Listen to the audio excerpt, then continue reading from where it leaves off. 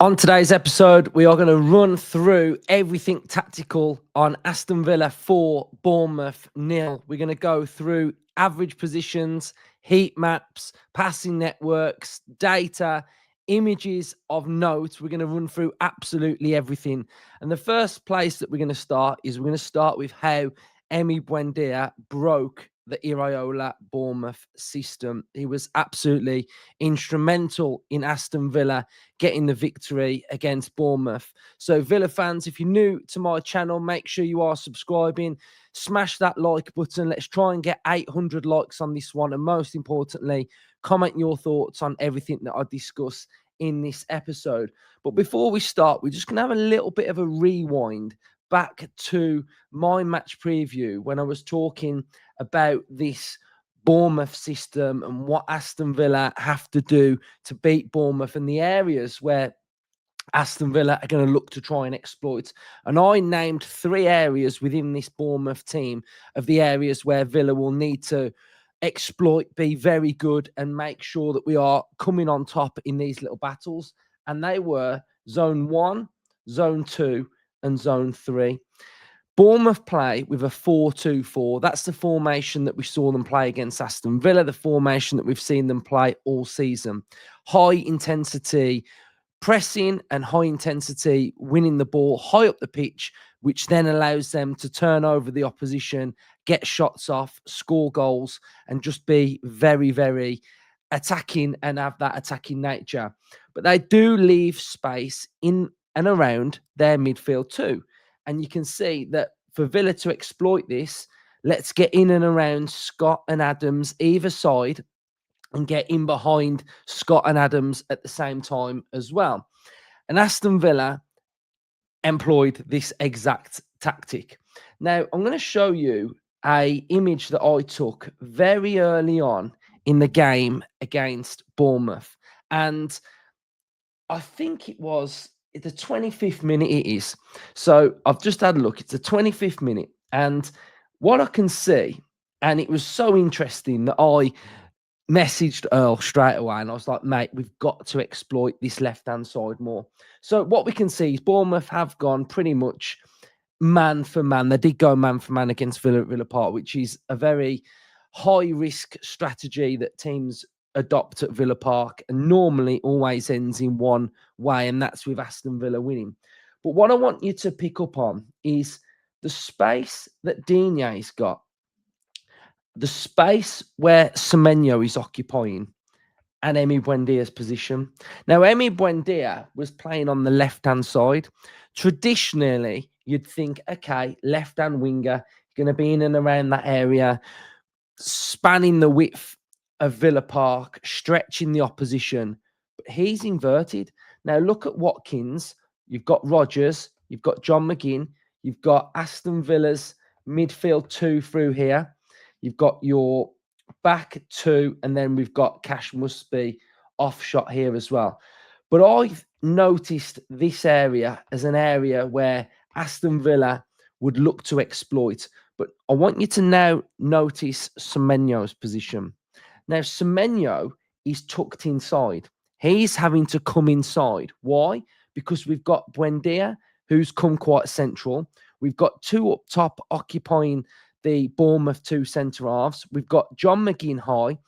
And our midfield 2 is generally up against the Bournemouth midfield 2, which again, the space in and around that Bournemouth midfield 2, which means Semenyo has got to come inside a little bit.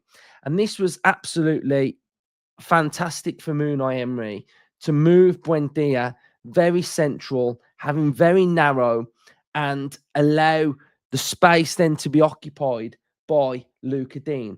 If we then go and have a little look now at the average positions, what you're able to see in the passing network for Aston Villa is we're able to see that Villa's base, Villa's structure is very good. We've got Digne, Pau, Konsa, and Cash. We've got a midfield 2 of Onana and Kamara.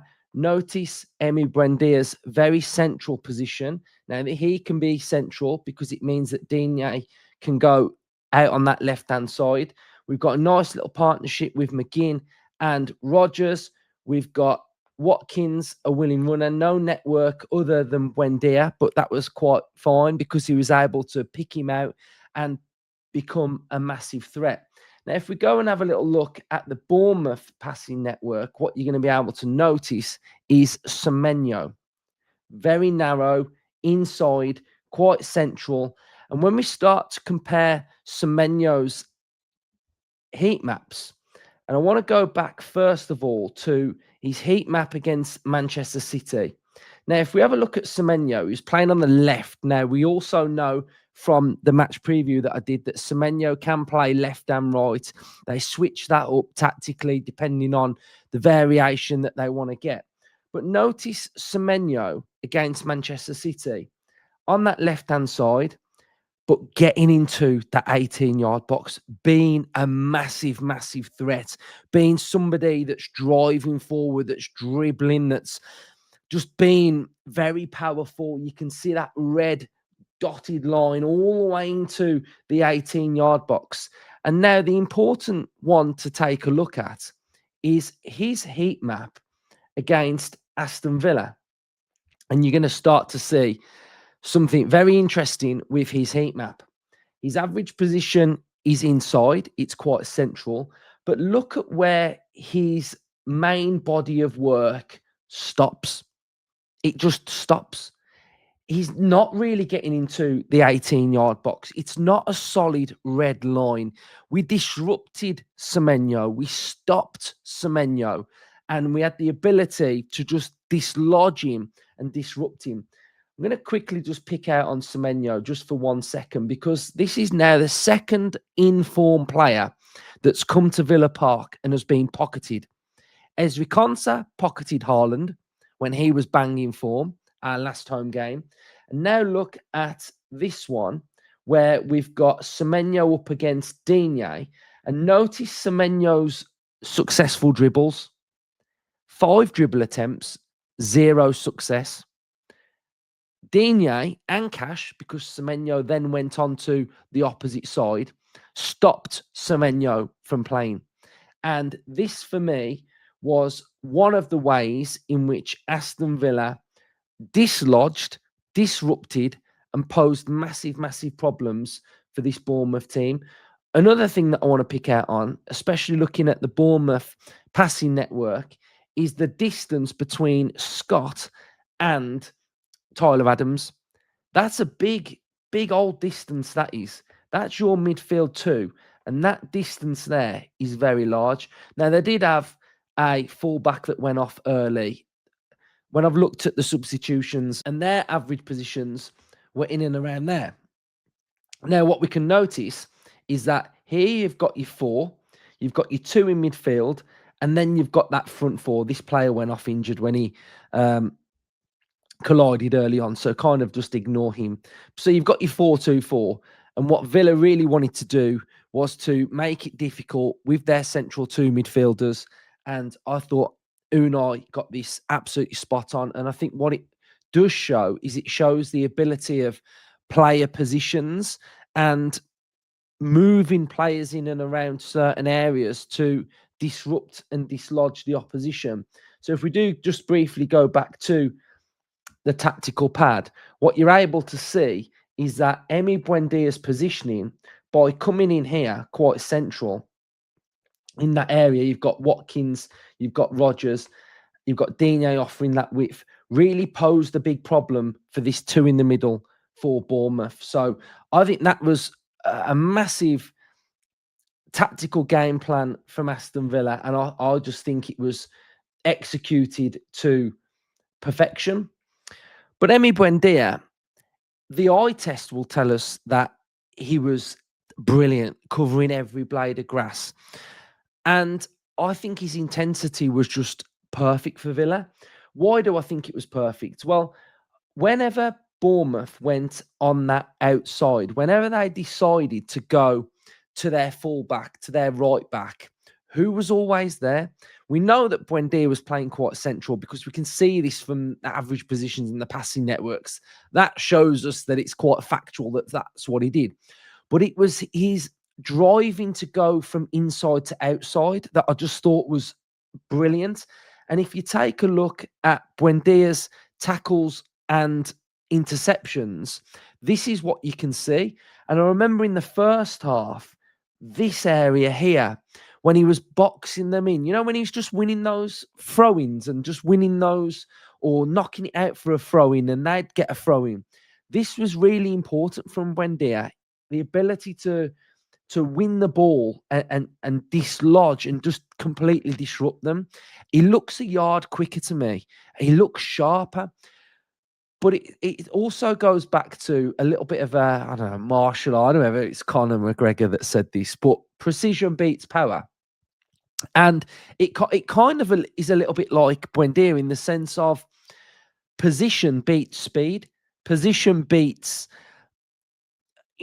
power, if that makes sense. Because if he can be positionally and technically switched on in the right areas, then he doesn't need to run 20, 15 yards to try and recover the ball. If he has to do a little short, sharp, five little yard run and do this body of work here, this is why Emery really likes him, because he's fully on board. Whenever you hear about Buendia, you hear in training that he's the most competitive and etc. And I can now start to see, I can see what Buendia is all about, and Emery's getting the best out of him. So this was absolutely massive for Buendia, and I just thought it was brilliant. And you're looking at his past success and his passes going sort of forward. He's very important. The long diagonals are important. So his vision was great. He was great. And I just thought he was absolutely tremendous. And while I'm talking about Buendia, we are just going to run through a couple of his numbers, which just highlight the praise that he deserves, because he was exceptional. So 67% passing accuracy, one shot on target, 2 shots blocked. We've got 3 out of 3 tackles won, 1 interception, 2 clearances, 5 recoveries, 6 out of 9 ground duels won. A tremendous performance from him. And this isn't, obviously, it's not just overreaction to a performance, because he's been playing really well all season. In the Man City, he had to go off early. What a performance in the first half he put in against Man City. So really love what I saw from Buendia, and he's now becoming a very important player for Aston Villa. So if we just have a quick little look then at Aston Villa's average positions, we'll be able to see where players got into what zones. So we've got Matty Cash, who I thought was just tenacious, loving that little swivel turn dummy drive that he does now instead of just cutting back. Digne offering that width for us. Pau, Konsa, double pivot of Kamara and Onana was just unbelievably good to watch. It was just a well-oiled machine that just ticked and worked and was just brilliant. McGinn, tenacious, drive, power. Buendia in that little pocket, drifting off the left-hand side central. We've got Ollie Watkins in that left-hand side channel, and we've got Morgan Rogers drifting towards the right inside, swapping positions as well. So just very good from Villa, and a very good Unai Emery tactical game plan that worked really, really well. And the rotations impressed me. Just different moments of everybody knowing when to go, when not to go, when to jump, when to come inside, when to lay the pass off, where everybody should be. It was just absolutely exceptional. And we can see this, pretty early on in the game. And there's a nice lofted ball over the top to Matty Cash. This is when he nearly lobs the keeper. We've got the 2 strikers. I think Rogers was more, up there, and we've got Buendia that's come inside, and we was able to make the Bournemouth team look quite narrow and play over the top, which I think with this Villa team, we know we've got different options, different variations on how to play through the middle, drag them in, go over the top. And, we had a bad moment before this free kick because, again, what I spoke about all week is that don't lose the ball high up the pitch against this Bournemouth team. Onana was sloppy, played a bad pass. We then had to recover and give a free kick away.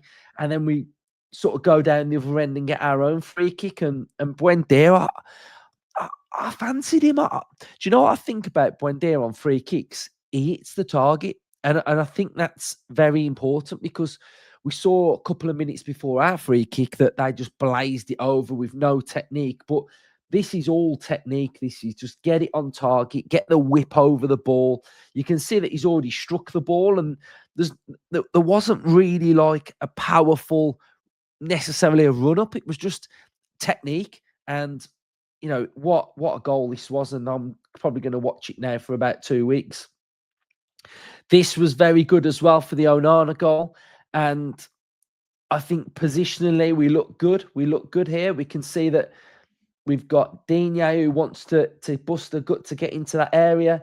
Midfield's quite compact. Buendia central. We've got McGinn. We've got Watkins. But notice the switch up. It's no fluke that in football when players switch and change positions, it's tactical. It's methodical thinking. I've been watching a lot of Unai Emery's teams this week with Matthew. We are family, by the way, me and Matthew. So we've been watching some PSG, some Villarreal. We've been talking about Emery, the players that Emery's had, and just the understanding of what Emery can get out of teams is just phenomenal. But this is brilliant. So we've got Rodgers who drifts to that left-hand side, and he's able to nutmeg the Bournemouth player. And then Rodgers just takes this little look to Onana, and Onana steps up on it and just rifles it into the bottom corner. It's a great finish. It's precision. It's a long old distance, this is, and the precision just takes it away from the goalkeeper. But this is something that I've spoke about with Onana a lot, that this is the powerful area that I really want to see Onana getting into more and more, because he has got these strikes in his locker. This is just, it defies gravity what he's done here, because if you keep rewatching this, he's actually like straight, and he's dived long before this ball has got to his hand, and he's just tipped it over Martinez. It's absolutely fantastic. What a save. This is probably one of his best saves that he's done all season and for quite some time. And this just really annoyed me. I'm not going to lie. I feel like this rule now is just ridiculous, in the sense of Rodgers has kind of like twizzled round and his arm is there. Whether you look at this still image and go, that's not a natural position, rewatch it, and for the move and the spin that Rodgers does, it's a natural spin, and his arm is in a natural place for where he's moved. It's kind of coming round. It's unfortunate for me, and it's just so fluky. It's unbelievable. And thankfully, we was able to get this save from Martinez. Now, I want to touch on this because being in the stadium, I don't think I've ever heard a noise like it for an opposition taking a penalty. This was hostile. It was noisy, loud, intimidating. And Semenyo hit this good. He hit it hard, but Martinez, stone wrist, was able to parry it away. But also what I want to talk about are the players that recovered from this, the players that were able to usher this out of play. Because in this moment, I think Villa get drilled with Martinez that he's going to save these penalties. So do not be lazy and allow a tap in, because we could have tapped this in. They could have easily have rebounded this.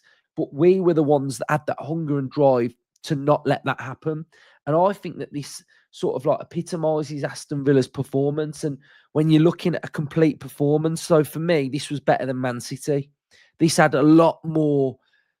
It had a bit of everything more than what Man City had. Man City was a great result, but this had a lot of desire. It had concentration. It had a will to win, even at 2-0, when it could have gone to 2-1 and they were under pressure. a bit of a siege mentality. There's a lot of things that got ticked off in this game for me that I thought were brilliant. And Ross Barkley, again, I'm going to touch on Barkley because he's a player that's just impressing when he comes on. They're not subs. They're starters and finishers. They have just as much of a role as the starters do. And they're impacting games. 2 substitutions have come on and impacted this game. Barkley scored and Marlon scored. Again, that's no fluke. That's not just a nature of, yeah, it's just happened. They're on to do a job and they're fulfilling it. And Barkley, why does Unai like Barkley? He's so competent on the ball. That is why he likes him. And when I was going a bit about Buendia, about sort of like um, position beats speed, well, you can look at Villa's team and go, there's not that much pace, but you can create pace and speed and opportunities and space on a football pitch.